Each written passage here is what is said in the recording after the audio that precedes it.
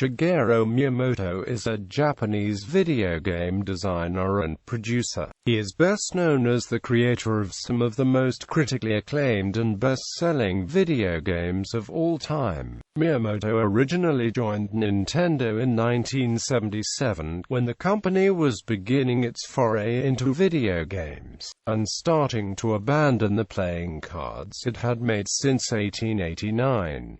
His games have been seen on every Nintendo video game console, with his earliest work appearing on arcade machines in the late 70s. Franchises Miyamoto has helped create include the Mario, Donkey Kong, The Legend of Zelda, Star Fox, F-Zero, Pikmin, and Wii series. Noteworthy games within these include Super Mario Bros., one of the most well-known video games, Super Mario 64, and The Legend of Zelda: Ocarina of Time, one of the most critically acclaimed video games of all time. As a result of Nintendo President Satoru Iwata's death in July 2015, Miyamoto fulfilled the role of acting representative director, alongside Genyo Takeda, until being appointed as the company's creative fellow in September 2015.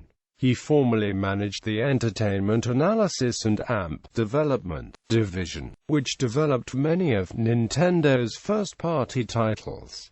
Early life. Miyamoto was born in the Japanese town of Sonobe, a rural town northwest of Kyoto, on November 16, 1952. His parents were of modest means, and his father taught the English language. From an early age, Miyamoto began to explore the natural areas around his home. On one of these expeditions, Miyamoto came upon a cave, and, after days of hesitation, went inside. Miyamoto's expeditions into the Kyoto countryside inspired his later work, particularly The Legend of Zelda, a seminal video game. Miyamoto graduated from Kanazawa Municipal College of Industrial Arts with a degree in industrial design, but no job lined up. He also had a love for manga and initially hoped to become a professional manga artist before considering a career in video games. He was influenced by manga's classical kishort and ketsu narrative structure, as well as Western genre television shows. The title that inspired him to enter the video game industry was the 1978 arcade hit Space Invaders. Career: 1977 to 1984. Arcade beginnings. Donkey Kong. Nintendo, a relatively small Japanese company, had traditionally sold playing cards and other novelties, although it had started to branch out into toys and games in the mid-1960s. Through a mutual friend, Miyamoto's father arranged an interview with Nintendo President Hiroshi Yamauchi. After showing some of his toy creations, Miyamoto was hired in 1977 as an apprentice in the planning department. Miyamoto went on to become the company's first artist. He helped create the art for the company's first original coin-operated arcade video game, Sheriff. He first helped the company develop a game with the 1980 release Radarscope. The game achieved moderate success in Japan, but by 1981, Nintendo's efforts to break it into the North American video game market had failed, leaving the company with a large number of unsold units and on the verge of financial collapse. In an effort to keep the company afloat, Nintendo President Hiroshi Yamauchi decided to convert unsold Radarscope units into a new arcade game. He tasked Miyamoto with the conversion, about which Miyamoto has said self-deprecatingly that no one else was available to do the work. Nintendo's head engineer, Gunpei Yokoi, supervised the project. Miyamoto imagined many characters and plot concepts, but eventually settled on a love triangle between a gorilla, a carpenter, and a girl. He meant to mirror the rivalry between comic characters Bluto and Popeye for the woman Olive Oyl. Although Nintendo could not gain the rights to a Popeye adaptation, Pluto evolved into an ape, a form Miyamoto claimed was nothing too evil or repulsive. This ape would be the pet of the main character, a funny, hang-loose kind of guy. Miyamoto also named Beauty and the Beast and the 1933 film King Kong's influences. Donkey Kong marked the first time that the formulation of a video game's storyline preceded the actual programming, rather than simply being appended as an afterthought. Miyamoto had high hopes for his new project, but lacked the technical skills to program it himself. Instead, he conceived the game's concepts, then consulted technicians on whether they were possible. He wanted to make the characters different sizes, move in different manners, and react in various ways. However, Yokoi viewed Miyamoto's original design as too complex. Yokoi suggested using seesaws to catapult the hero across the screen. However, this proved too difficult to program. Miyamoto next thought of using sloped platforms and ladders for travel, with barrels for obstacles. When he asked that the game have multiple stages, the four-man programming team complained that he was essentially asking them to make the game repeat. But the team eventually successfully programmed the game. When the game was sent to Nintendo of America for testing, the sales manager disapproved of its vast differentiation from the maze and shooter games common at the time. When American staffers began naming the characters, they settled on Pauline for the woman, after Polly James, wife of Nintendo's Redmond, Washington, warehouse manager Don James. The playable character, initially Jumpman, was eventually named for Mario Segale, the warehouse landlord. These character names were printed on the American cabinet art and used in promotional materials. The staff also pushed for an English name, and thus it received the title Donkey Kong. Donkey Kong was a success, leading Miyamoto to work on sequels Donkey Kong Jr. and Donkey Kong 3. His next game was based on the character from Donkey Kong. He reworked the character Jumpman into Mario, and gave him a brother, Luigi. He named the new game Mario Brothers. Yokoi convinced Miyamoto to give Mario some superhuman abilities, namely the ability to fall from any height unharmed. Mario's appearance in Donkey Kong overalls, a hat, and a thick mustache led Miyamoto to change aspects of the game to make Mario look like a plumber rather than a carpenter. Miyamoto felt that New York City provided the best setting for the game, with its labyrinthine subterranean network of sewage pipes. The two-player mode and other aspects of gameplay were partially inspired by an earlier video game entitled Joust. To date, Mario Brothers has been released for more than a dozen platforms.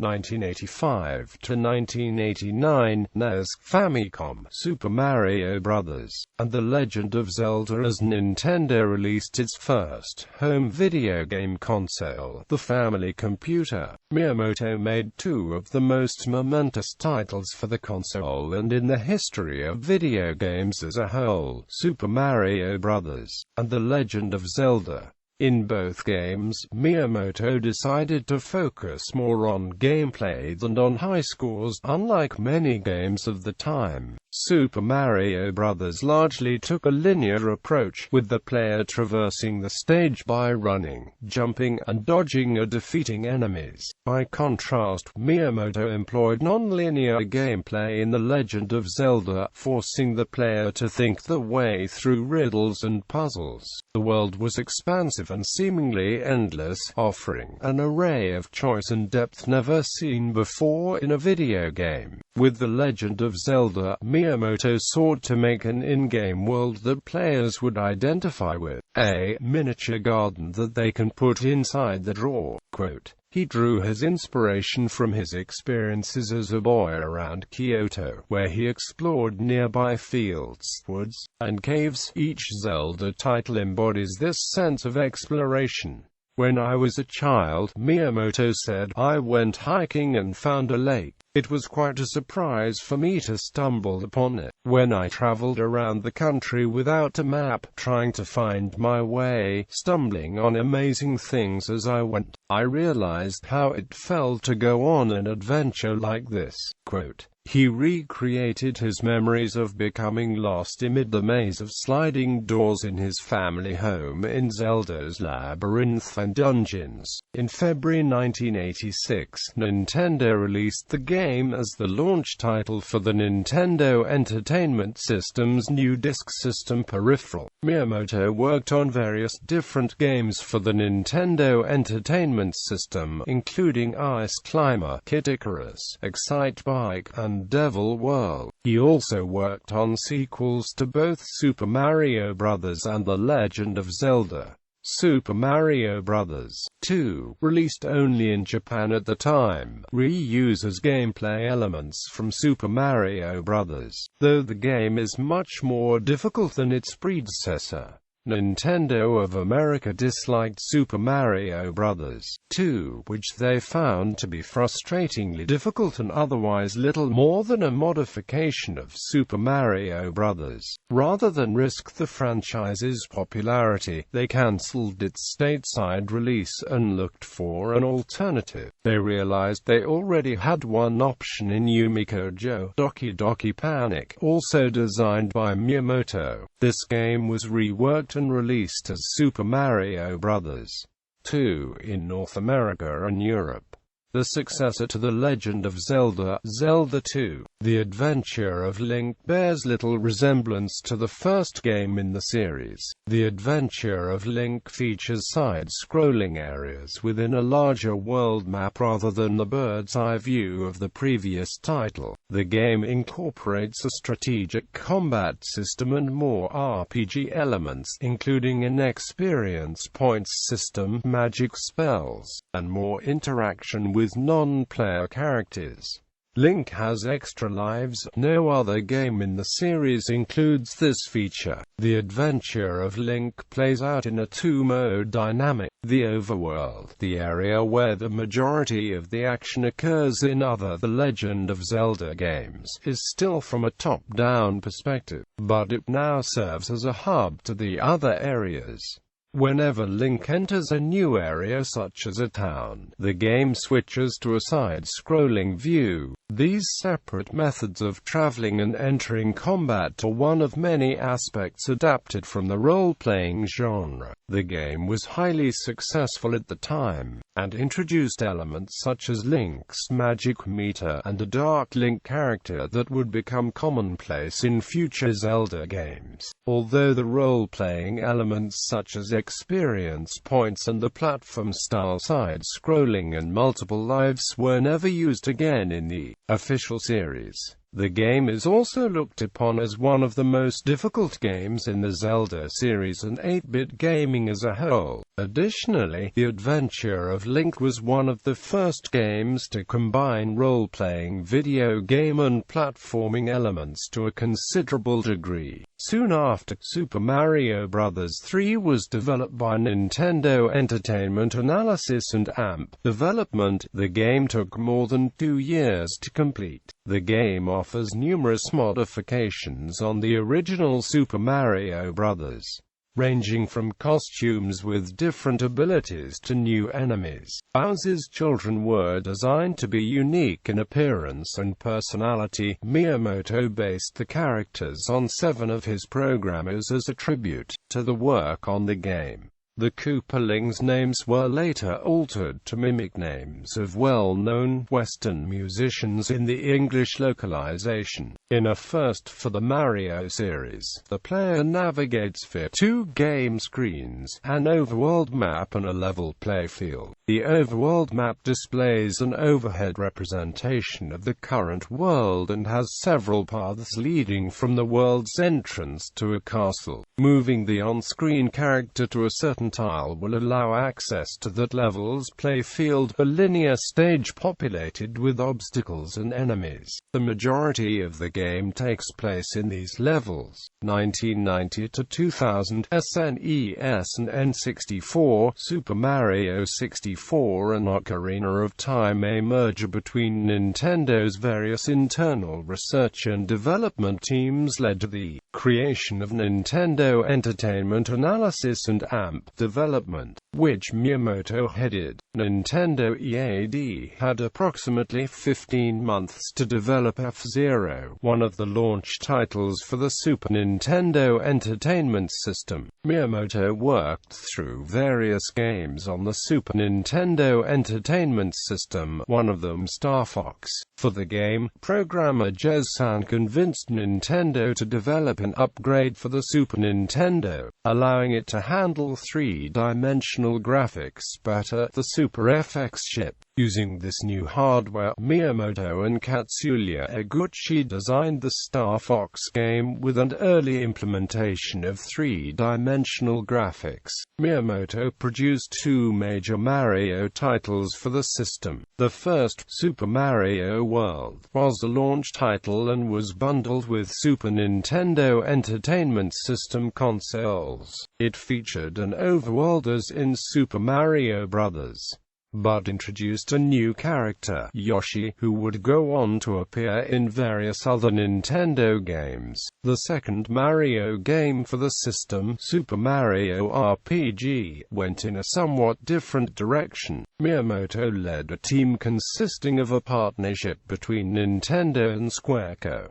It took nearly a year to develop the graphics. The story takes place in a newly rendered Mushroom Kingdom based on the Super Mario Bros. Series. Miyamoto also created The Legend of Zelda: A Link to the Past for the Super Nintendo Entertainment System, the third entry in the series, dropping the side-scrolling elements of its predecessor. A Link to the Past introduced to the series elements that are still commonplace today, such as the concept of an alternate or parallel world, the Master Sword, and other new weapons and items. Shigeru Miyamoto mentored Satoshi Tajiri, guiding him during the creation process of Pocket Monsters, Red and Green, the initial video games in the Pokémon series. Pokémon would go on to be one of the most popular entertainment franchises in the world, spanning video games, anime, and various other merchandise.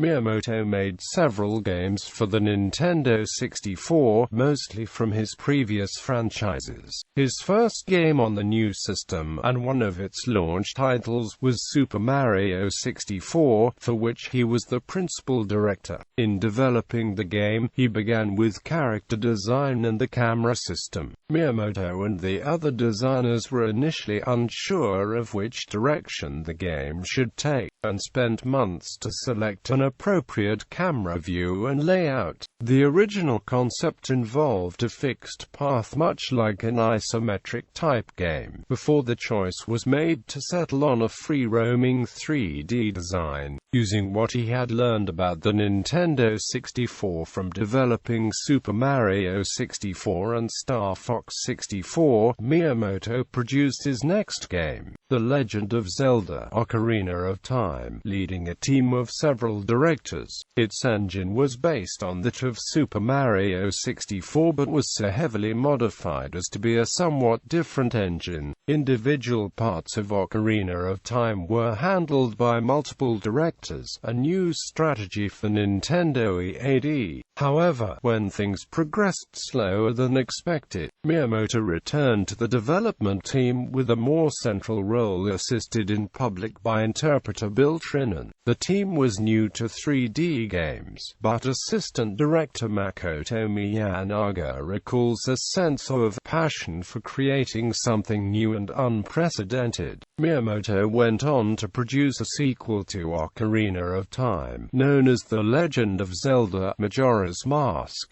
by reusing the game engine and graphics from Ocarina of Time. A smaller team required only 18 months to finish Majora's Mask. Miyamoto worked on a variety of Mario series spin-offs for the Nintendo 64, including Mario Kart 64 and Mario Party. 2000 to 2011, GameCube, Wii, and DS. Pikmin and Metroid Prime. Miyamoto produced various games for the GameCube, including the launch title Luigi's Mansion. The game was first revealed at Nintendo Space World 2000 as a technical demo designed to show off the graphical capabilities of the GameCube. Miyamoto made an original short demo of the game concepts, and Nintendo decided to turn it into a full game. Luigi's Mansion was later shown at E3 2001 with the GameCube console.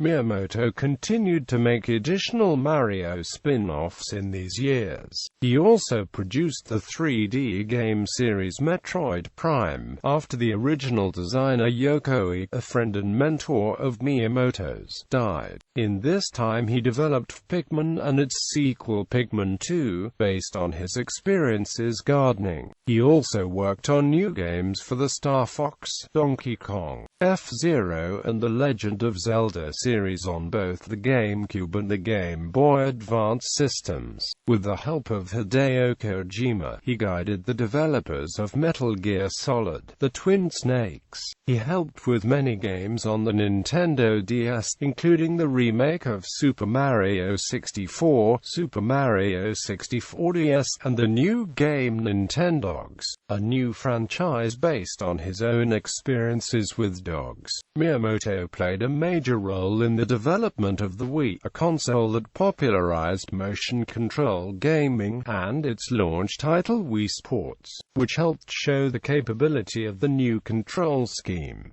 Miyamoto went on to produce other titles in the Wii series, including Wii Fit. His inspiration for Wii Fit was to encourage conversation and family bonding. At E3 2004, Miyamoto unveiled The Legend of Zelda: Twilight Princess, appearing dressed as the protagonist Link with a sword and shield. Also released for the GameCube, the game was among the WII's launch titles and the first in the Zelda series to implement motion controls. He also helped with The Legend of Zelda: Skyward Sword, the newest game in the series, which featured more accurate motion controls. He also produced two Zelda titles for the Nintendo DS, The Legend of Zelda: Phantom Hourglass and The Legend of Zelda: Spirit Tracks. These were the first titles in the series to implement touchscreen controls. Miyamoto produced three major Mario titles for Wii from 2007 to 2010: Super Mario Galaxy, New Super Mario Bros.